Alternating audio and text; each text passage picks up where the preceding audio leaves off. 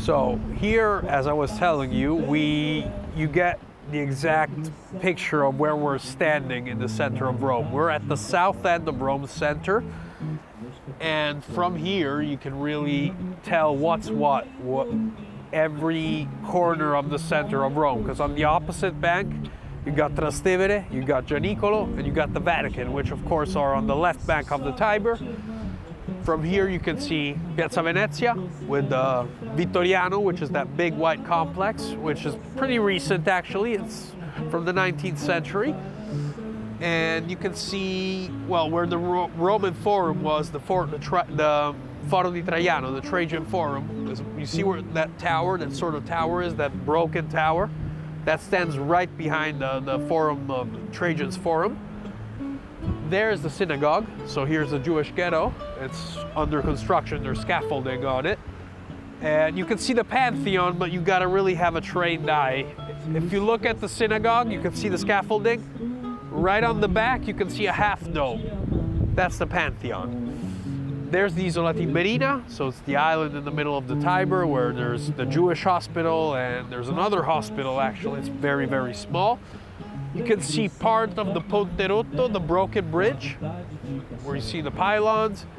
And yeah, so right down there is where the Circus Maximus is. So we're sort of in a cornerstone of the whole center of Rome. And from here you can really, really tell and appreciate all the massive center Rome has. It's one of the biggest historic centers in Europe. It's 3 or 4 times as bigger than Paris. It's really huge.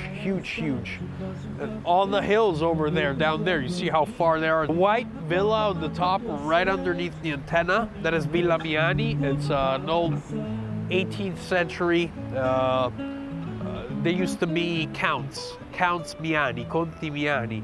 And today it's a fantastic location for events, for weddings. Actually, it's my friends own it, so I got a privileged access to it. But yeah, if you're looking to get married in Rome, I absolutely recommend you check out Villa Miani, M-I-A-N-I. So yeah, there you go, you have it. Hey, so we're back. We moved down the hill. We were up there, over the Aventino. Now we're down. We're in between. The Palatine Hill is on our left. So here we're right at the bottom of the hill, and we're sort of at a crossroad between the Palatine and Aventine Hill. There's the Circus Maximus back there. We'll show you that in a bit. And this is sort of the back of Vico Jugario. Vico Jugario used to be the sort of Vico literally translates to alley. It's not really an alley. Vico Jugario used to be the ceremonial street when they used to have, big feasts in Roman times, so that when they would lead the animals to sacrifice, and they would have the big festivities. So back here, if we walk down that road, we'll get to the end of the Roman Forum. So we'll be right in the triangle between Aventine, Palatine, the Forum, and the Capitol Hill, with the Basilica di Santa Maria in Araceli, which is the highest basilica in Rome. It's absolutely fantastic. It's a big walk. We'll cover that hopefully soon enough. And this is a really nice typical area because you also have the San Teodoro Market, which is a farmer's market you have each Saturday over here. Best local food you can get, absolutely local grown, really, really good. It's a really nice walk also if you want to take on a Saturday. Let's say if you live in Aventino or if you live anywhere close by, it's nice to, especially now that we're approaching spring, it's nice to walk around, buy your groceries, maybe eat a bite out here because there's also like food stands where you can maybe eat burgers, or there's also vegetarian alternatives. So it's really, really nice. And down here is one of my favorite churches here, San Giorgio and Velabro, which we'll cover right now. Let's go. This is the church I was telling you earlier about, which is, I like it because it's sort of, down. It's almost on the river level. It's given the hill behind us. Usually it's sort of in a little hole.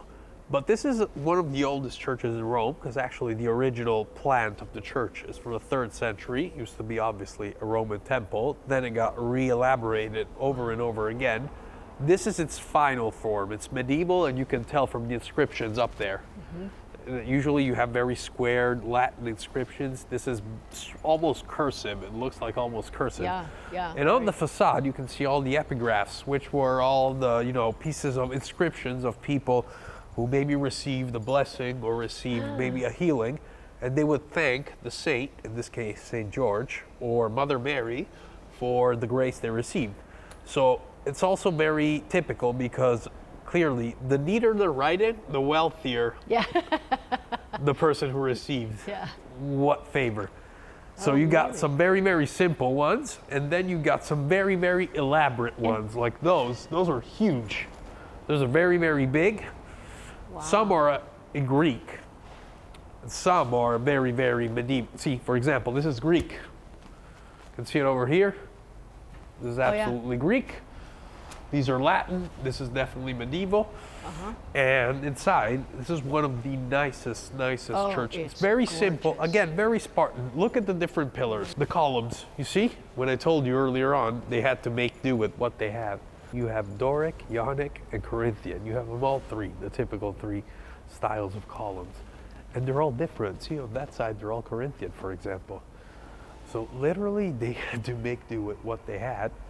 And this is one of the classic examples of early Christian, late Romantic, medieval building. So this is absolutely a fantastic church. And during weddings here, they light up all the columns with an orange light. So you get this orange sort of reflection on the arches with the blue ceiling. It's absolutely fantastic. My parents got married here. This is also a reason why I'm particularly, I really feel like I have a sort of bond with this church, but it really is one of the nicest churches there are in the world, in my opinion, even in its simplicity. The altar called Altare a Baldacchino.